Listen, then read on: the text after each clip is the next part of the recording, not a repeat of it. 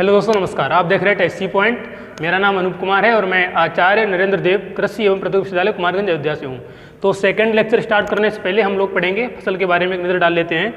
तो फसलें क्या होती हैं कि जो भी फसल के बारे में बात करें तो किसी भी निश्चित भूभाग पर कोई भी पौधों का समूह जिनका कोई आर्थिक महत्व हो या जिनका कोई उपयोग हो तो वो पौधों समूह क्या कहलाएंगे? फसल कहलाते हैं। ठीक है, तो फसलों का यहाँ पर हम वर्गीकरण पढ़ेंगे कि कौन कौन से फसलें किस बेस पर वर्गीकरण किया गया है। पहला है हमारा ऋतुओं के आधार पर। सीजन्स के अकॉर्डिंग जो फसलें वो तीन तरह की होती हैं: खरीफ की फसलें, रबी की फसलें और जायद की फसलें। तो जो खरीफ की फसलें हैं उनमें ऊंचा तापमान और आर्द्रता की ज़रूरत पड़ती है। ऊंचा तापमान मीन्स हाई टेम्परेचर और ह्यूमिडिटी, जैसे कि ज्वार बाजरा, ये गर्मी के सीजन की फसलें होती हैं खरीफ वाली। ये ज्वार बाजरा, मक्का, धान, मूंगफली वगैरह, तो ये सब किस में आएंगी? खरीफ की फसलों में। नेक्स्ट है हमारा रबी की फसलें। रबी की फसलों में क्या होता है? इसमें दो कंडीशन दी गई हैं। पहला है अंकुरण के लिए, दूसरा है पकने के लिए। तो अंकुरण मीन्स जो जब जर्मिनेशन होता है या जो पौधे शुरू में जो ग्रोथ करते हैं, प्रारंभिक वृद्धि होती है, उस समय क्या चाहिए इनको? ठंडी जलवायु और अल्प प्रकाश काल। यहाँ पर एक बात समझने वाली है कि ये प्रकाश काल क्या है। मतलब जब जो सनलाइट पौधों को जितने समय तक मिलती है उस टाइम ड्यूरेशन को हम क्या बोल सकते हैं? प्रकाश काल या डे फोटो पीरियड बोल सकते हैं। ठीक है, तो जैसे कि इसका हम उदाहरण बताएं आपको गेहूं के बारे में। जब गेहूं की सोइंग करी जाती है, बुआई करी जाती है, तो उस समय क्या होता है कि उस समय जो सनलाइट होती है, सूर्य की जो प्रकाश की उपस्थिति होती है वो काफ़ी कम रहती है। तो यहाँ पर साफ साफ है अल्प प्रकाश काल। और जब सनलाइट ही नहीं होगी तो टेम्परेचर भी कम होगा। कम टेम्परेचर की वजह से जलवायु कैसी होगी? ठंडी जलवायु। तो अंकुरण के लिए क्या होगा? रबी में ठंडी जलवायु और शॉर्ट डे फोटो पीरियड होना चाहिए। लेकिन जब पकने के समय, जब मैच्योरिटी की स्टेज आती है, तो अधिक तापमान चाहिए, दीर्घ प्रदीप्ति काल। आपने देखा होगा गेहूं के केस में, गेहूं जब हम बोते हैं तब तो तापमान कम होता है वातावरण का, लेकिन जब उसकी कटाई होती है तो उसका जो प्रदीप्ति काल है, प्रकाश काल है, वो कैसा हो जाता है? वो बढ़ जाता है। दिन जो है सूर्य की प्रकाश की उपस्थिति काफ़ी लंबे समय तक मिलती रहती है। तो हम बोल सकते हैं कि जो रबी की फसलें हैं, अंकुरण के लिए शॉर्ट डे फोटो पीरियड और मैच्योरिटी के लिए लॉन्ग डे फोटो पीरियड की आवश्यकता होती है। तो ऐसी फसलें किस श्रेणी में आएंगी? रबी की फसलों में आएंगी। तो इसमें ये गेहूं है, चना है, ये सभी रबी की फसलों में आते हैं।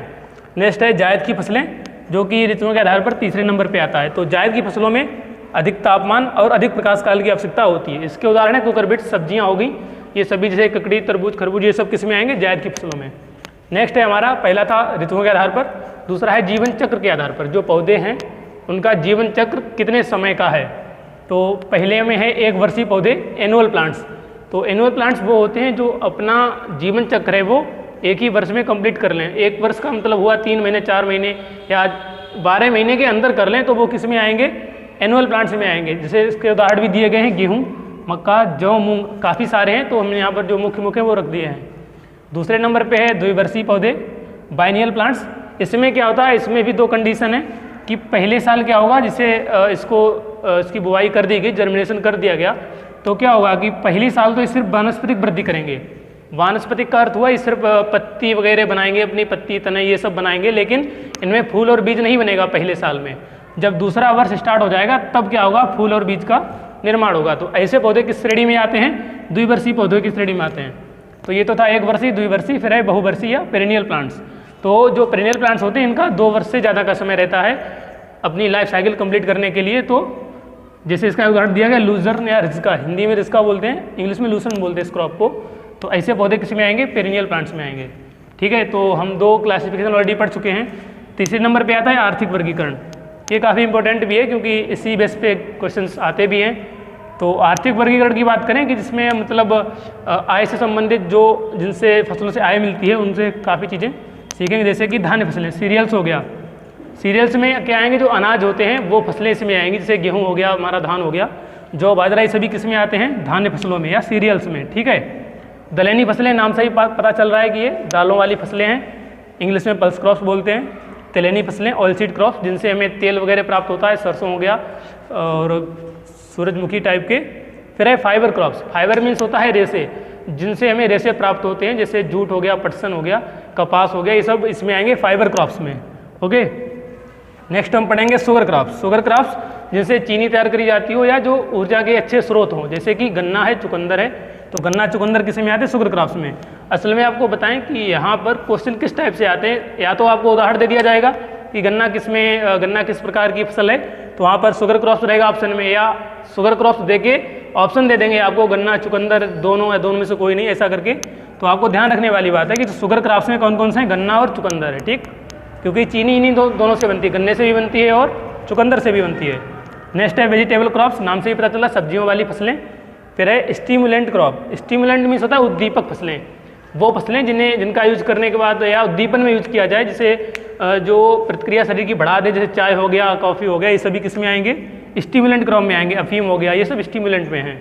नेक्स्ट है फ्रूट क्रॉप्स, फलों वाली सब जो खेती होगी वो फलों में आ जाएंगी फसलें। फिर है स्पाइसेस मीन्स मसाले, वो जिसे जो मसाले वाली फसलें होती हैं वो स्पाइसेस में आ जाएंगी। नेक्स्ट है मेडिसिनल, औषधि पौधे, औषधि पौधे में अश्वगंधा है, ये सब गोल है, इन सब की खेती किस में आएगी, मेडिसिनल क्रॉप्स में आ जाएगी। फिर है रूट क्रॉप्स, जड़ वाली फसलें, जड़ वाली फसलों में जैसे आपकी ये शकरकंद हो गई और काफ़ी चीज़ें, तो वो सब आ जाएंगी रूट क्रॉप्स में। तो ये तो था क्लासिफिकेशन। अभी एक और बचा है, ये तो 4 टाइप का होता है। पहला क्या था, ऋतुओं के आधार पर, जीवन चक्र के आधार पर और आर्थिक वर्गीकरण। एक और होता है विशेष उपयोग के आधार पर, वो भी हम पढ़ेंगे। तो जैसा कि हमने फसलों का वर्गीकरण पढ़ा था, इसमें अभी एक और रह गया था विशेष उपयोग के आधार पर। तो विशेष उपयोग के आधार पर जो फसलें हैं वो कुल ये 10-11 टाइप में डिवाइड करी गई हैं।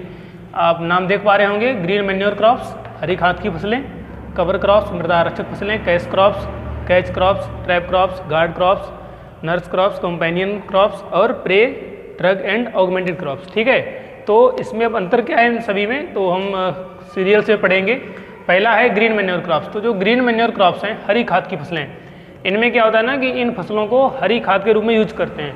अब बात करें कि हरी खाद होती क्या है, जैसे जो दलहनी फसलें होती हैं, आप देख पा रहे हो स्क्रीन पर सनई, बरसीम, ढैंचा वगैरह लिखा होगा।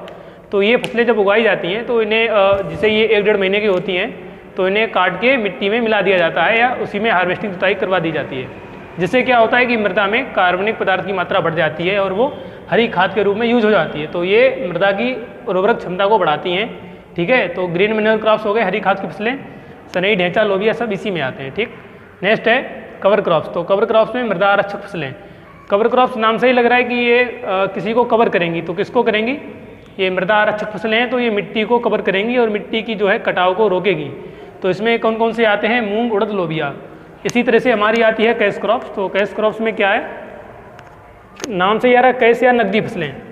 तो जो ये फसलें होती हैं, जब इनको उगाया जाता है तो इनको सीधा ही मार्केट में बेच दिया जाता है, बाजार में बेच दिया जाता है, जिससे जो भी किसान भाई होते हैं उन्हें क्या होता है कि डायरेक्ट इसका कैश मिल जाता है। जैसे कि आलू हो गया, तंबाकू, गन्ना, मूंगफली, ये सभी, ये तो पूछे ही जाती है, तो बहुत ही इंपॉर्टेंट है। गन्ना, आलू, तंबाकू, इनको हाईलाइट कर लीजिए, आते हैं पेपर में। ओके, तो ये हो गए कैश क्रॉप्स।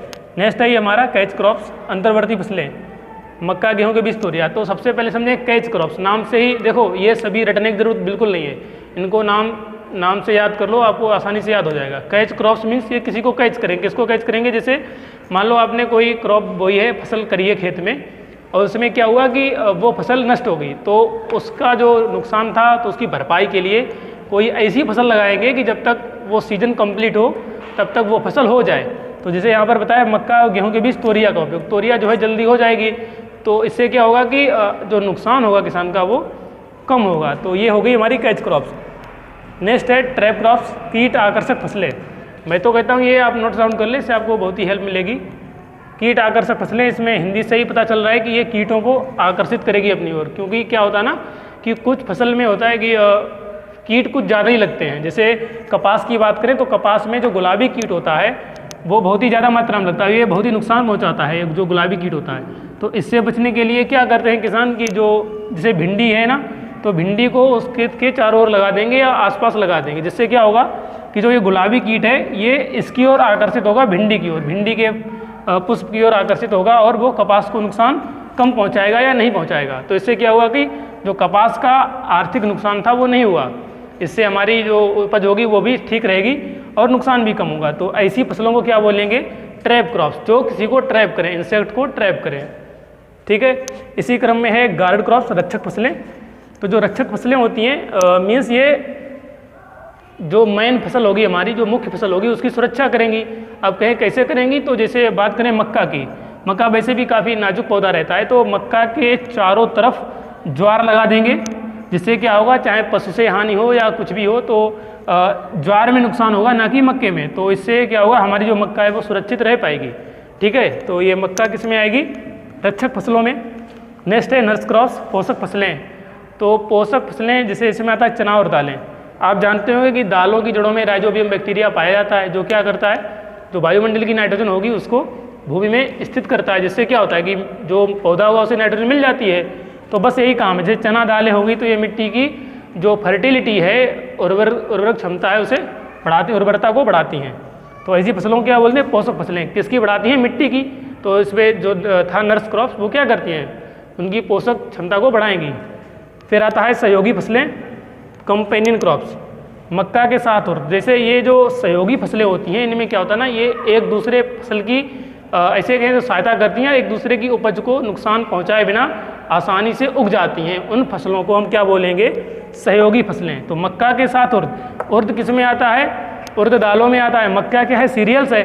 मक्का तो नाइट्रोजन फिक्स नहीं करेगी, उर्द करेगी, तो ये इसको भी हेल्प करेगी और साथ में कोई कंपटीशन भी नहीं रहेगी आपस में, है ना। तो ये एक दूसरे की हेल्प कर रही है, तो ये सहयोगी फसलों में आ जाएंगी।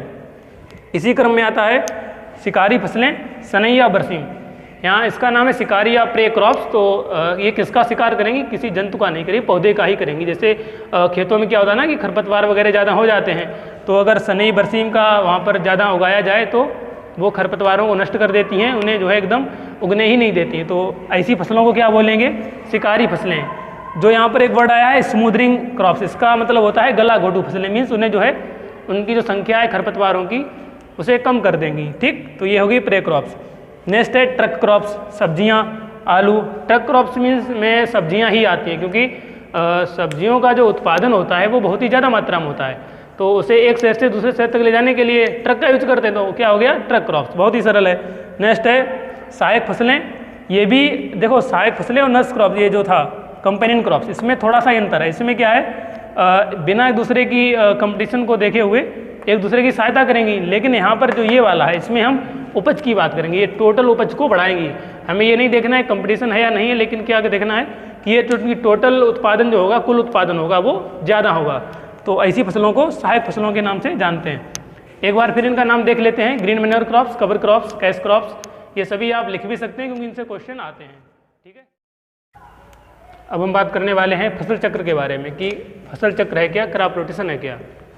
इसके नाम से ही पता चल रहा है कि क्रॉप रोटेशन मीन्स क्रॉप जो है वो रोटेट होगी। जैसे कि आपको हम समझाएं, यहाँ पर ये कोई निश्चित ज़मीन है, ठीक है। यहाँ पर हमने पहले कोई गहरी जड़ वाली फसलें बोई, उसके बाद जब इसको हम हार्वेस्टिंग कर देंगे, काट देंगे, उसके बाद हम क्या करेंगे, उथली जड़ वाली बोएंगे। मतलब क्या हुआ कि क्रॉप रोटेट हुई, लेकिन ये ज़मीन क्या थी, फिक्स थी। मतलब एक ही ज़मीन पे हम अगर फसलों को बार बार बोएं, वो भी हेर फेर कर, जैसे कि दालों के बाद अनाज वाली फसलें, ज़्यादा पानी चाहने के बाद कम पानी चाहने वाली फसलें, गहरी जड़ वाले बाद उथली जड़ वाली फसलें। ठीक है, तो कुल मिला के अलग अलग लक्षणों वाली फसलों को हेर फेर कर बोना ही क्या कहलाता है, फसल चक्र कहलाता है। समझ गए ना, ये क्लियर हो गया। तो इसके बाद हम जानेंगे मिक्स्ड क्रॉपिंग के बारे में कि मिक्स्ड क्रॉपिंग है क्या। तो जो मिक्स्ड क्रॉपिंग को हिंदी में बोलते हैं मिश्रित फसलोत्पादन। अगर 2 से ज़्यादा क्रॉप बोएं, 2 या 2 से अधिक क्रॉप बोएं एक ही साल में, एक ही वर्ष के अंदर 2 से ज़्यादा क्रॉप कर लें, वो भी बिना किसी अनुपात के। इसमें क्या होगा कि जैसे हम फसलें बोएंगे तो इसमें कोई ज़रूरी नहीं कि पंक्तियों में ही बोएं, पंक्तियों में नहीं बोएंगे क्योंकि वो टर्म चेंज हो जाएगा। तो इसमें हम क्या करेंगे, 2 या 2 से ज़्यादा फसलें हैं, उनके सीड्स को मिला के ऐसे ही बो देंगे बिना किसी अनुपात के। तो वो किस में चला जाएगा, मिश्रित फसलोत्पादन में चला जाएगा। ठीक, बिना किसी पंक्ति विन्यास के 2 या 2 से अधिक फसलों को बोना मिक्स्ड क्रॉपिंग या मिश्रित फसलोत्पादन कहलाता है। तो पहला टर्म हो गया क्लियर। नेक्स्ट है मिक्स्ड फार्मिंग। मिक्स्ड फार्मिंग में क्या करेंगे, हाँ एक बात और है ध्यान रखने वाली, इसमें बस हमने क्रॉप्स के बारे में बात करी थी, सिर्फ फसलें बोएंगे और कोई भी दूसरा काम नहीं होगा, कोई दूसरी एक्टिविटी नहीं होगी। लेकिन इसमें होगी, क्योंकि इसमें फसलों के साथ साथ हम दूसरे व्यवसाय भी करेंगे, जैसे पशुपालन हो गया, चाहे पोल्ट्री हो जाए, फिशरीज हो जाए, एपीकल्चर हो जाए, सेरीकल्चर हो जाए। तो ये सारे किस में आएंगे, मिक्स्ड फार्मिंग में, क्योंकि इसमें फसलों के साथ साथ इसमें दूसरी भी एक्टिविटी शामिल हैं। लेकिन क्रॉपिंग में ऐसा नहीं था, इसमें सिर्फ फसलें थी, इसमें फसलों के साथ साथ पशुपालन भी आ जाएगा, मछली पालन भी आ जाएगा। ठीक है, तो ये जाएगा मिश्रित खेती में या मिक्स्ड फार्मिंग में। तीसरा आता है मल्टीपल क्रॉपिंग। मल्टीपल क्रॉपिंग में क्या होता है कि एक ही वर्ष के अंदर 2 या 2 से अधिक फसलें बोई जाएं, तो वो किस में जाएगा, बहुफसली खेती में। नाम से ही लग रहा है कि बहुत सी फसलें करी जाए एक साथ में तो क्या हो जाएगा, वो बहुफसली खेती में चला जाएगा, मल्टीपल क्रॉपिंग में। ओके, नेक्स्ट आता है रिले क्रॉपिंग। जैसे आपने सुना होगा रिले दौड़ के बारे में ना, कि उसमें क्या होता है, जो बंदा वो होता है वो स्टिक दूसरे को देता है, जब देगा वो तभी वहाँ से जाएगा। सेम कंडीशन यहाँ पर भी है कि जैसे पहले से हमारी क्रॉप खड़ी है यहाँ पर, ठीक है, तो जो ये क्रॉप है इसके कटने से पहले ही, इसकी हार्वेस्टिंग होने से पहले ही हम इसमें किसी दूसरी फसल के जो बीज हैं वो डाल देंगे, सोइंग कर देंगे, ठीक है। तो क्या होगा कि जब तक ये क्रॉप कटेगी तब तक इसका जर्मिनेशन हो जाएगा।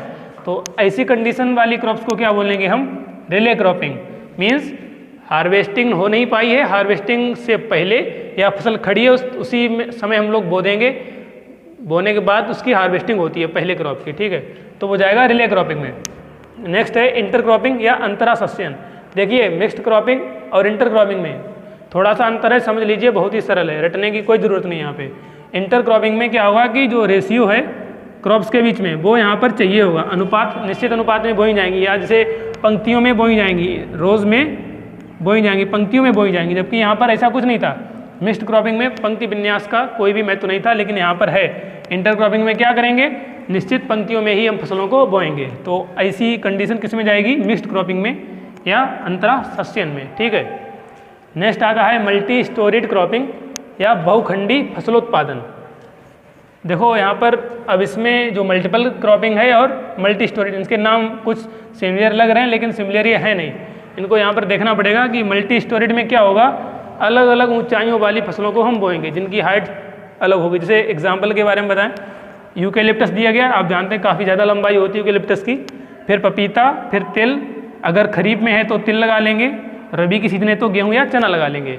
तो इसमें क्या होगा कि एक सीक्वेंस बन जाएगा कि मीन्स पहले ज़्यादा लंबाई वाली फसलें, उसके बाद कम, फिर छोटी छोटी, तो इस टाइप से कुछ सीक्वेंस बन जाएगा, ठीक है। तो ऐसी कंडीशन वाली क्रॉप को क्या बोलेंगे हम, मल्टी स्टोरेड क्रॉपिंग। एक बार फिर देख लेते हैं, मिक्स्ड क्रॉपिंग में क्या करेंगे, दो या दो से ज़्यादा फसलें बिना रेशियो के, बिना पंक्ति विन्यास के बो देंगे, तो वो जाएगा मिश्रित फसलोत्पादन में। नेक्स्ट है मिश्रित खेती में क्या करेंगे, फसल के साथ साथ दूसरे व्यवसाय भी करेंगे। और बहुफसली खेती में एक ही वर्ष में दो से ज़्यादा क्रॉप लेंगे, तो बहुफसली खेती। रिले क्रॉपिंग में पहली फसल की कटाई से पहले ही उसमें हम बुवाई कर देंगे दूसरे फसल की, तो रिले क्रॉपिंग में। अंतरा सस्यन में पंक्ति विन्यास चाहिए, और बहुखंडी में अलग अलग ऊंचाई वाली फसलों को बोएंगे। तो ये सभी टर्म आएंगे हमारे इन सभी में। तो इसी क्रम में आगे बढ़ते हैं, हम बात करेंगे सामान्य कृषि के बारे में। तो सामान्य कृषि में आज हम पढ़ेंगे प्रमुख फसलों से संबंधित प्रमुख क्रांतिक अवस्थाएं। तो क्रांतिक अवस्थाएं क्या होती हैं कि ये वो अवस्थाएं हैं जिस पर सिंचाई की आवश्यकता बहुत ही ज़्यादा होती है।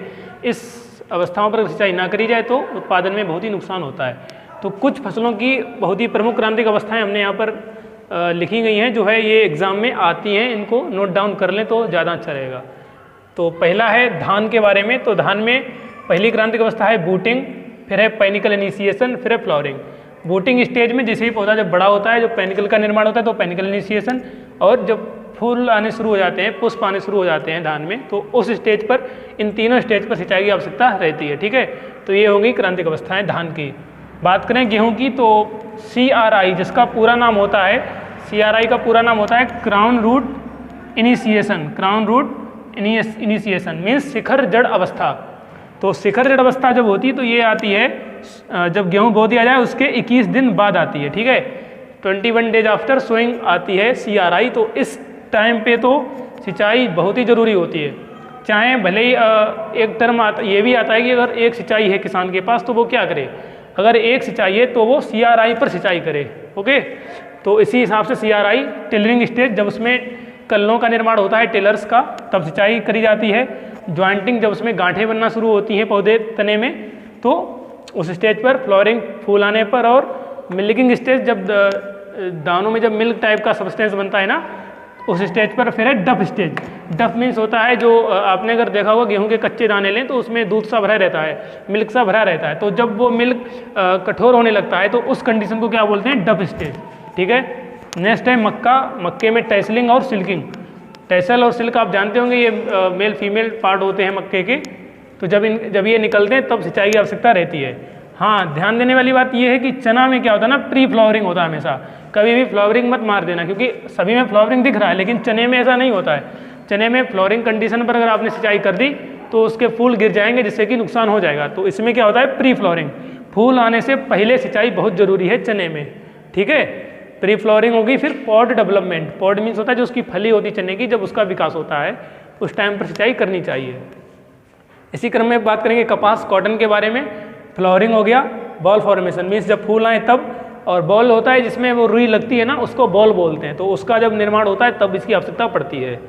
फिर है मूंगफली, फ्लावरिंग, फूल आने पर पैगिंग, जब वो फूल कन्वर्ट होते हैं, चेंज होते हैं उसमें। फिर है पॉट डेवलपमेंट, जब फली बनती है, फली का जब विकास होता है, डेवलपमेंट है विकास की बात होगी। फिर है अरहर, तो अरहर में फ्लावर इनिशिएशन, जब फ्लावर का इनिशिएशन होता है तो उस कंडीशन पर सिंचाई करनी चाहिए। तो ये सभी आप लिख लीजिए, और अगर आप और अच्छे से पढ़ना चाहते हैं तो आप हमारी अमेजन कैंडल पर बुक आ चुकी है, टेस्सी पॉइंट नाम से आपको मिल जाएगी वहाँ पर जाके, तो वो बहुत ही अच्छी बुक है। इसी के साथ